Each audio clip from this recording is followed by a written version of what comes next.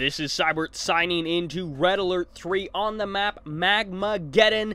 This is the first of the 5-year anniversary tournaments, and this is going to be the finals from the 3v3. Spawning as the Orange Allies in the Northwest, we have from Team H2O, Phoenix. And I really don't know if he's smurfing as someone because I checked, and I couldn't really find anyone that I recognized. We do have Kiro, aka Japan, aka Light, as the Empire, and as the Soviets in the South, we have Couch. So it is going to be a nice mixed bag in terms of factions. However, spawning as the Red Empire in the Northeast, we do have Proffloff. As the Yellow Allies, we do have Vindies. And as the Green Allies, we have m8s Goldy. So, that is going to be doing it. It's H2O versus m8s, the 3v3 finals. And of course, there is $60 on the line. Whichever team wins this best of 5 is going to be taking home that $60. It looks like we've got oil caps going out for most of these players. Dogs heading out for Phoenix. And of course, the dog bear battles, which will likely be happening. It looks like Couch deciding to not go for any bears. Actually, never mind, as he pulls a bear out right there. And Oil Derrick, Oil Derrick, Oil Derrick. So everyone's grabbing those Oil Derricks. The only one who's a little bit late is going to be Phoenix. And of course, the fast third refinery is going to be the choice for Vindies, making use of the build radius of his buddy Proffloff just to go ahead and get that third refinery. May actually go ahead and take a fourth right there, as we do have the third ref there for Proffloff. We do have a little bit of crushing going on. However, Tengus are already out for Kiro. Going to be adding on a second one right there. However, with this single Peacekeeper, that loss is not going to be too big of a deal. However, we do have 2 Riptides. They have been spotted by Couch, but the Vindicators are likely already out and flying around the map, unless he's just going to be going for an expand and tier 2 into Cryocopters, which is very possible. Vindy's going to be going with a nice Peacekeeper line.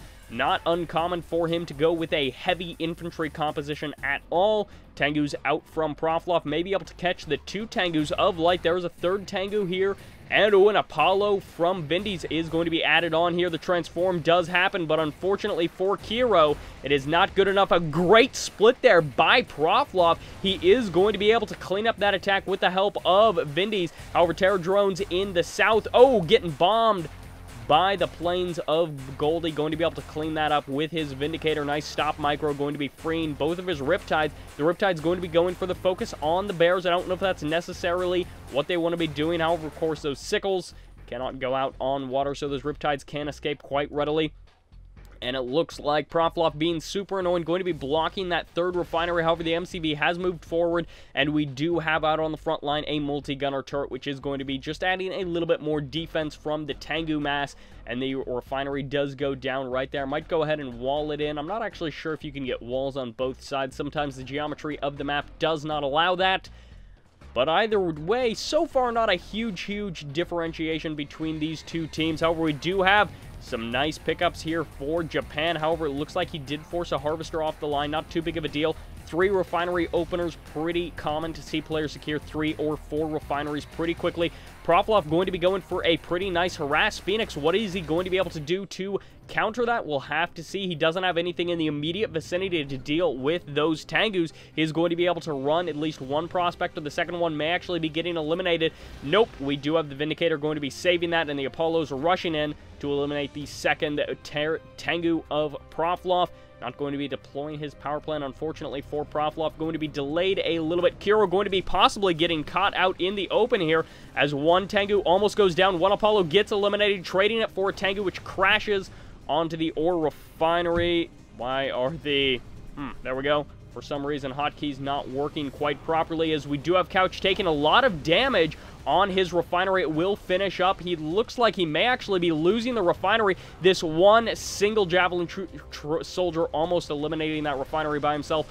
Bullfrog's going to be trying to contend the Vindicators and also the Cryocopters of Goldy, but Goldy going to be hard-pressed to actually eliminate those guys. Vindies with his nice airfield out on the water, and that, what is that, his 4th refinery? It should indeed be. Yes, he's certainly sitting on those 4 refineries. Proffloff on 4 as well. No, that's right, Vindies has one up here. That's actually 5 for Vindies. He's reached certainly a critical mass. Those 5 refineries He can definitely just get his tech up, get here's War Factory actually could be dropped down quite close, or we could just be seeing some multi-gunner turrets be added on. I would be really surprised if we didn't see multi-gunner turrets on the front line. They're so incredibly powerful. And of course, in the north, we do have tank busters. Where's the tsunami tank follow-up? A couple of them are on the front lines, going to be able to crush down a couple of the infantry units from Phoenix. But in the meantime, Phoenix going to be forced to run his MCV. A bark that was a little bit underwhelming, could have been used to do a fair amount of damage to a lot of those tank busters, but it won't quite be working out. Couch desperately trying to hold the line in the south, will be taking some harassment here, and the Vindicator does miss his opportunity to grab that harvester, and unfortunately the cryo shot just not quite being enough to freeze that guy. Proffloff going to be pulling back his tank busters, making use of that micro so that he doesn't lose any units. He may have lost a couple in here, but ultimately he's doing some nice damage, forcing the MCV to run all over the map. Going to be pulling a couple of Tengus to go ahead and go up north to assist his buddies. Kiro going to be retreating his tsunami tanks past the hammer tanks of Couch.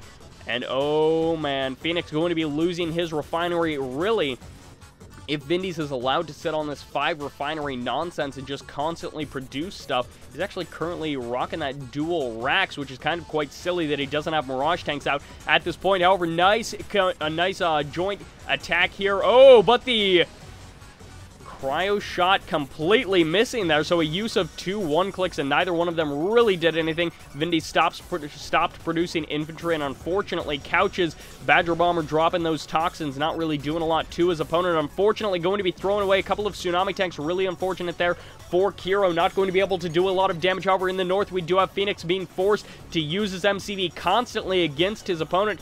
The Apollos of Vindies aren't going to be any use here. However, a couple of Vindicators going to be swinging in here where the Apollos now they are not in position to defend against this. However, he does need to go out and pull his Apollo. And oh, Phoenix losing his MCV in the north. Proffloff, that is a rough opponent to have, just because Proffloff is pretty darn good in the south. Goldy going to be going for that Assault Destroyer. Kiro has been defeated. Light going to be handing his stuff over to Phoenix, and now it is going to be a 3v2. And depending on who leaves, oh, unfortunately, the Assault Destroyer is going to be taken down. What I'm assuming is the 3rd refinery. Couch, I don't think was ever actually able to establish that 4th refinery's MCV. Can't decide where he wants to go, and unfortunately for Couch, he's not going to be able to take down that Assault Destroyer, making it to the finals. But m8s taking possibly an early lead. Yes, m8s did indeed. Okay, failed to connect to servers. That's not actually relevant, but it does look like m8s were able to take game number 1. But we'll have to see. This is a best of 5, which means it's certainly not over yet. We still have more games to come. And of course, this is only the first of the 3 tournaments that we're going to be hosting over at red3.org. GameReplays.org going to be helping us do that and kind of the official host and sponsor. But for now, game number 1 going to Team m8s. Team H2O going pretty strong for the first couple of minutes, but really the economy just being really strong for Vindies and then pretty strong for Proffloff as well. As you can see, the 2 that were a little bit ahead there in the economy were both of the m8s teams. And I mean, facing Proffloff in a 1v1 is difficult. Facing him in a team game, you don't want to be the guy who's paired up against him. Vindies a scary guy as well, but of course Kiro being a top contender as well. And I mean, Couch, he's a nice guy in real life. However, has he been practicing all that much? I'm not entirely sure, but game number 2 is coming right up.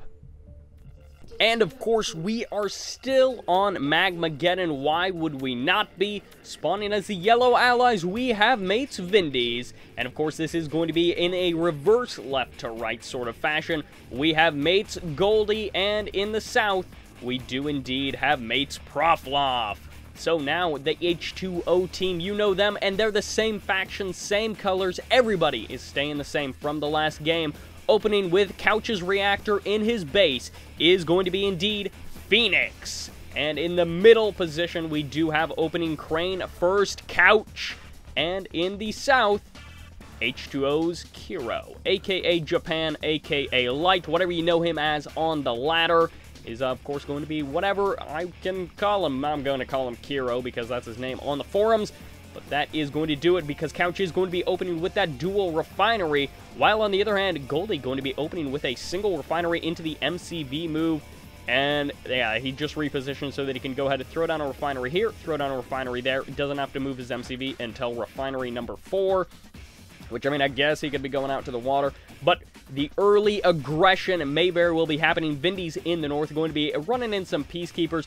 In the south, we do have, oh, the barracks on the front line. Kiro is reacting quite well, but is forced to pull off a harvester. Super annoying there. The third refinery is already established for Proffloff. He has got it all locked down. He is looking pretty snazzy, and unfortunately, it does look like Goldy is going to be getting some peacekeepers out here. Kiro likely will not be able to secure that oil derrick, and that was really the biggest difference between the two teams in game number 1. Economically, the openers were pretty similar, but the m8s team ended up being far more aggressive than the H2O team, and in the end, they were able to take more expansions, get a little bit ahead, and then just steamroll that. And once one of the H2O guys left, it was just sort of downhill from there, and quickly did end. Kiro has a third barracks, and Proffloff does indeed still have a wall segment. Didn't even notice that, but it is indeed there. Vindies, with the pretty darn aggressive MCV placement, could very well be going for just a standard multi-gunner turret push. Could throw a peacekeeper in there to do extra anti-infantry damage. However, it does look like Phoenix is going to be moving his MCV out of range of that turret. Where is he going to be going? Possibly over here for that expansion. Bears from Couch going to be sent up to the north. They need to make sure that they do not engage into that multi-gunner turret. Otherwise, that'll be absolutely devastating to them. Couch going to be going for a war factory and a refinery at the same time. He is already up to those 3 refineries. Does have the barracks there to go ahead and capture that oil derrick. In the south, it's Tengu's. In the north, it's Tengu's harassing from Proffloff. And over here, we do have peacekeepers going to be going for that attack. Nice moves here by Couch. Overall, going to be just cutting off the reinforcements from Vindies. Too bad he couldn't camp a bear there to get that block that refinery. Could go ahead and send a couple of bears over to kill those extra peacekeepers. And in the north, once again, we do still have Proffloff with the harass. 2 Tengu's going to be going for those ore collectors. Kiro going to be showing up with his own Tengus to try and go ahead and curb stomp the Tengus of Proffloff, but Proffloff making good use of that honorable discharge. I always want to say dishonorable because they're, you know, kind of dying, so it's like, it's a dishonor, but no, it's an honorable discharge, allowing Proffloff to get some extra damage there. However, it looks like a couple of these Tengus will get eliminated here. And on the north side, Phoenix, his base defenses in the south are going to be quite useful. Couch going to be throwing down that Tesla coil, but Couch has been spending so much time worrying about his economy, worrying about those defenses. Does he actually have enough to hold off the cryocopter? His bullfrog in the back, not actually getting in on that battle. Could have actually really helped out there. Might have actually been able to take out that cryocopter, or at least force it away. Not actually sure how that would have turned out. Vindies going to be trying to micro to the best of his ability. Will be losing some peacekeepers there, while in the north, the multi-gunner turrets from Vindies going to be pretty close to do some extra damage to Phoenix's Vindicators. However, it does indeed look like Kiro going to be getting caught out of position a little bit there by the Tengus of Proffloff. And in the north, we have more infantry battles. So in classic AVA fashion, we do have plenty of peacekeepers going to be the primary units for both of these players. However, it does look like Vindies is going to be getting a slight edge. Never mind, as there goes the multi-gunner turret on the front line. Good job of Vindies, able to snipe down one of those peacekeepers before he jumped into that turret, but he is going to be forced to pull back. Where in the world? Not as Carmen Sandiego, although we do have those 4 refineries and that oil derrick, but where in the world is the airfield? No, it's not there.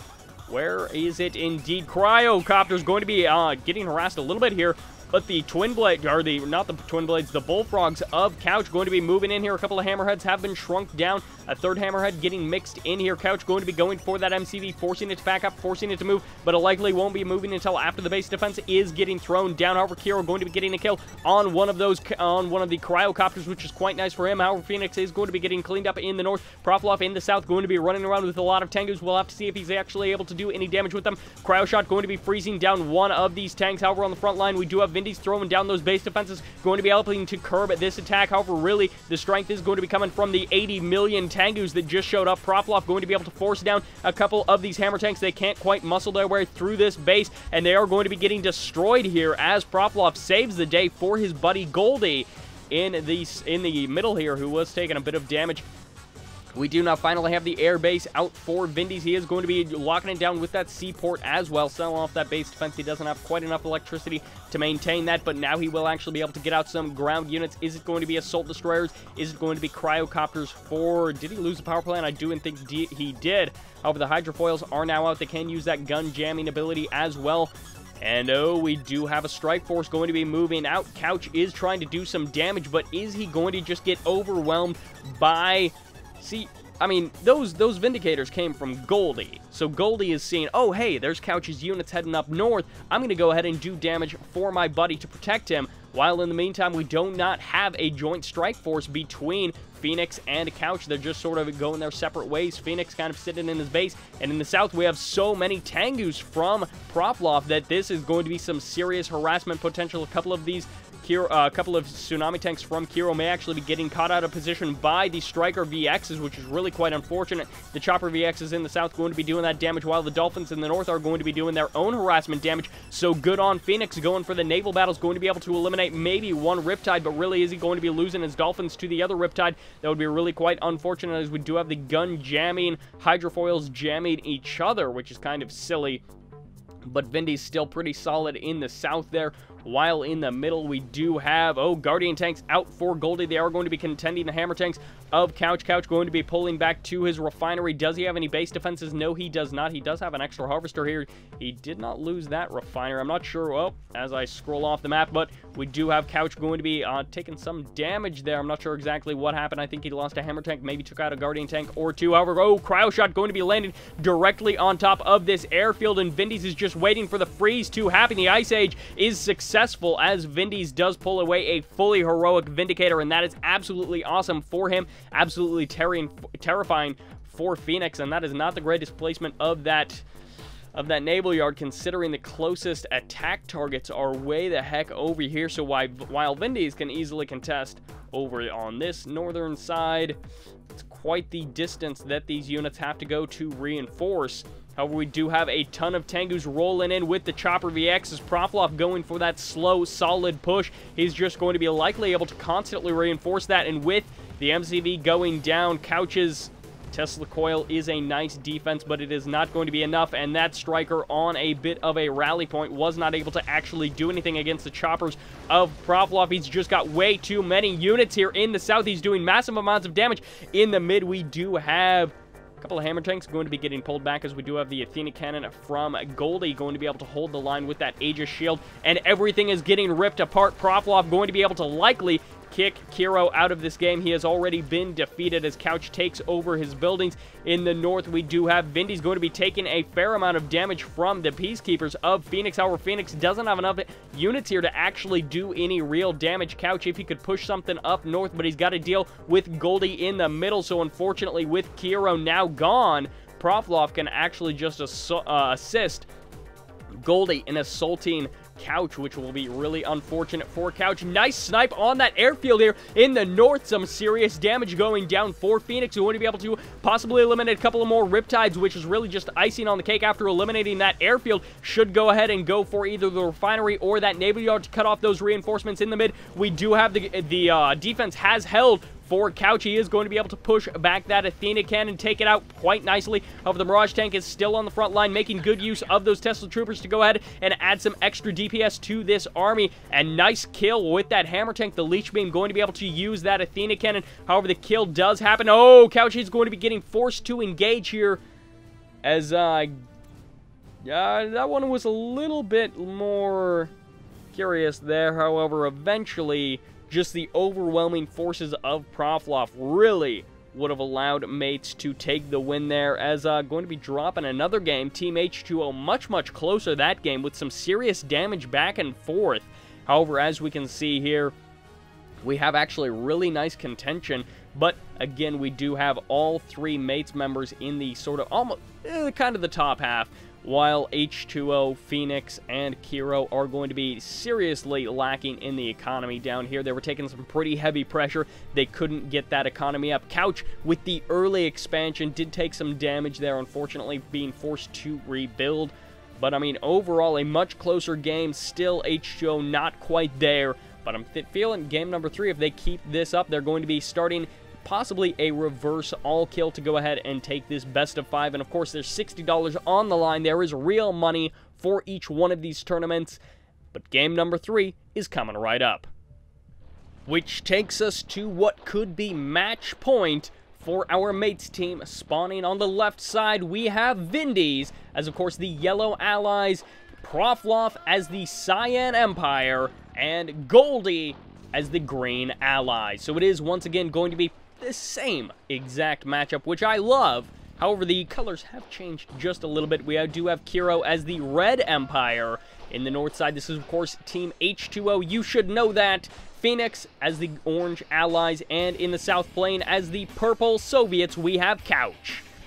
So it is going to be not a crane opener, but rather a barracks first, followed with some bears, and of course a nice engineer to go ahead and grab that oil derrick. That dog is awfully close. Goldy is not going to be able to get the kill on that engineer, and desperately trying to get the kill on his opponent's engineer. Couch was not able to do that.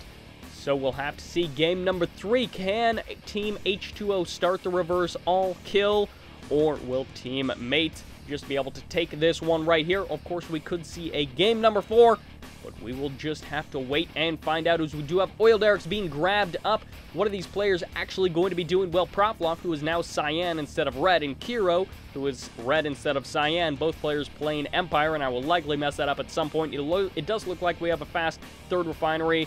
Yes, we do indeed. Out of Proffloff, quite possibly the same exact thing out of our good friend Kiro. No, maybe not. As I was assuming, just because it's such a common opener on Magmageddon, to go for 3 refineries no matter what faction. Sometimes Empire players will go for relatively quick fourth. We do have a Riptide. Vindies going to be going for a Riptide with some Peacekeepers, with some Javelin Troopers, and a nice opener here by Kiro, going to be getting the kill up in the north. Oh no, never mind, as suddenly unloading all of his infantry directly on top of his opponent. But Kiro doesn't even care. He is going to be going for it. It is going to be very close, but he will not get it, narrowly missing the kill there. However, he will be able to finish that off quite readily. We do have the delayed third refinery, as the Mechatengu did have to get out to go ahead and kill off that dog. Really nice move by Vindies, just being super annoying. Do we actually have an engineer? Yes, we do indeed. Well, that is what that is for. So he's going to go ahead and get the recap from Kiro to go ahead and capture that oil derrick right there. And Proffloff going to be throwing down a beacon, while in the south we do have actually a reactor in the middle for Couch and lots of Peacekeepers. So I almost think that maybe what H2O should do is something cheesy, something that everyone would look down on them for, which would just be mass Conscript, mass Peacekeeper, and maybe even mass Imperial Warrior, and just go for it right out of the gate. Dual, at least single, maybe even dual racks from each player, and just go for a mass of infantry. And actually, that's exactly what Phoenix is doing, although it looks like he does just have that single barracks. Could go ahead and redeploy it a little bit closer, but he is going to be ganging up on Goldy, so Couch needs to do the same thing. They really do need to coordinate a little bit more, as we do have Goldy going to be taking damage on his oil derrick quite readily here, and I mean really just leaving one Javelin Trooper there to take it out once these Vindicators have dropped their bombs. While the rest of the units move on is going to be the best choice, because you want to be putting damage directly on the base as soon as you possibly can. Walls very well maybe going down, as we do have bears rushing out from actually a 4th refinery as well. Or is that a 5th refinery? It might just be 4th. Yeah, it is going to be 5th for Proffloff, as Couch's bears do run right past. In the north, we do have Vindicators going to be dropping their bombs already with the Tier 2. Kiro going to be looking to do some serious damage and really secure the northern side of the map. Mates, or H2O, with a pretty great opener thus far. We do have lots of Peacekeepers, although there isn't anything from Couch to assist. He's got lots of Bullfrogs, but there's not a whole lot of airborne units that they can attack, and unfortunately, Riptides are actually just great at shooting Peacekeepers, and the micro does not happen! Proffloff getting like 4 kills in a row there. He was just like, lol, what do I even care that there's a dozen Peacekeepers here? I'll run them over all in one go.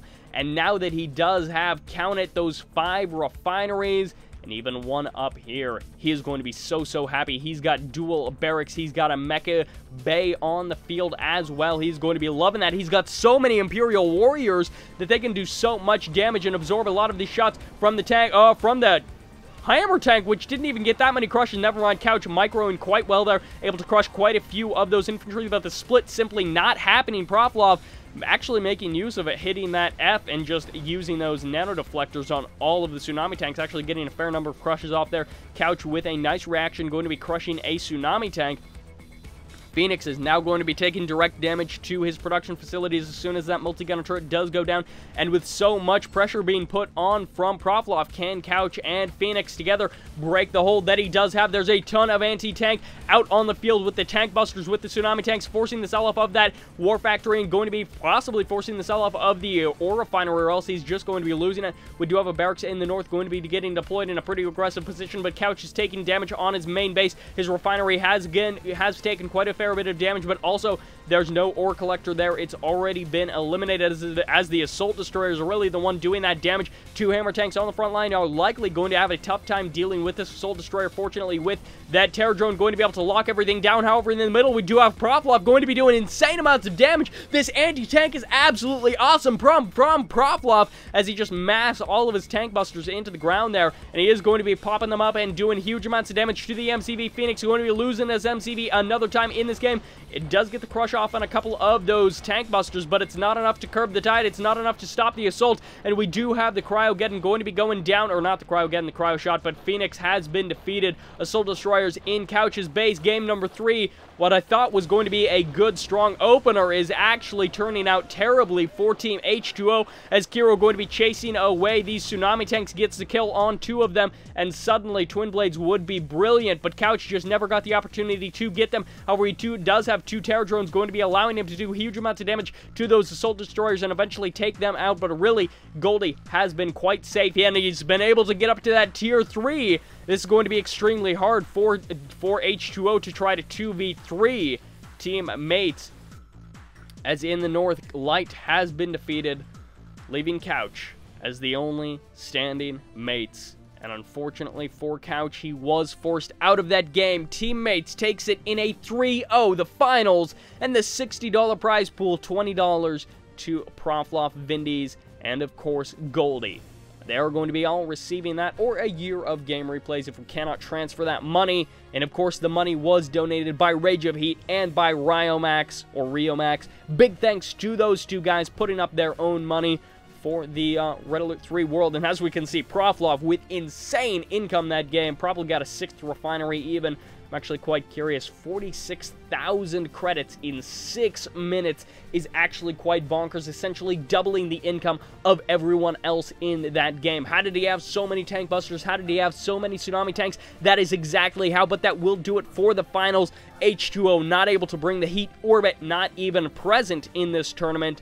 And H2O versus mates in the final. Some of the ragtag teams just didn't quite make it. But unfortunately, H2O not able to give the punches that they really needed. But of course, a big congratulations to Vindies, Proffloff, and Goldy. And of course, a big 2nd place to Couch, Phoenix, and Kiro, representing H2O. That will do it. This is going to be, I hope you enjoyed it. Thank you very much for watching, and this is going to be Sybert signing out.